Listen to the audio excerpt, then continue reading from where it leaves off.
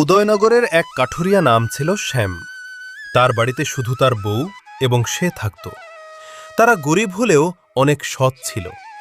শ্যাম যতটুকু রোজগার করে আনত, শ্যামের বউতনা সেইটুকুতেই অনেক খুশি হতো। শেরুর জঙ্গলে যেত, কাঠ কেটে সেগুলো বাজারে বিক্রি করত। বাজারে তার কাঠ বিক্রি করে কম রোজগার হতো। তমা, এই কাঠ বিক্রি করে আমাদের সংসার এভাবে চলবে না। কাটে ও লোকে দরদাম করছে, আমাকে অন্য কিছু করতে হবে।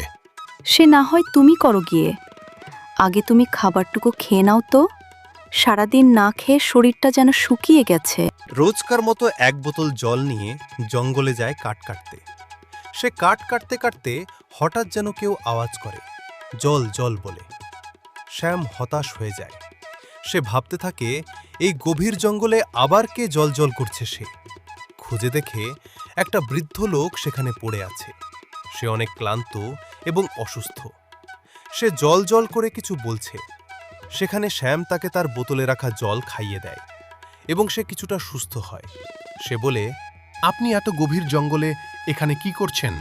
বাবা, আমি এই গ্রামে গ্রামে ভিক্ষা করে খাই। আজকাল ভিক্ষা কম পাওয়ায় আমার খাওয়া দাওয়াটাও কম। না খাওয়ায় আমার শরীরটা একটু অসুস্থ হয়ে পড়ে গেছে। তোমার অনেক অনেক ধন্যবাদ। তোমাকে কি বলে ধন্যবাদ দিব জানি না। আমার এই ঝোলাতে একটা ফল আছে, যেটা নাম হয়তো আমি জানি না, কিন্তু এটা আমি তোমাকে দিচ্ছি। তুমি নিয়ে যাও। এটা আমার প্রাণ বাঁচানো উপহার দিলাম। ফল নিয়ে শ্যাম তার বউকে দেয়। সে ফলটাকে রেখে দেয়। কিছুদিন পর সে ফলটা দেখতে যায়, কিন্তু ফলটা পচে যায়। সে পচে যাওয়ার ফলটাকে মাটিতে ফেলে দেয়। তমা সকালবেলায় উঠে দেখে পচা ফল থেকে অনেক বড় গাছ এবং তাতে অনেক ফলতনা। অবাক হয়ে যায় এবং চিৎকার করে ডাকতে থাকে শ্যামকে। কই গো, তাড়াতাড়ি এসো, দেখো কি হয়েছে। ড্রাগন ফলের গাছ হয়েছে, তাড়াতাড়ি এসো গো।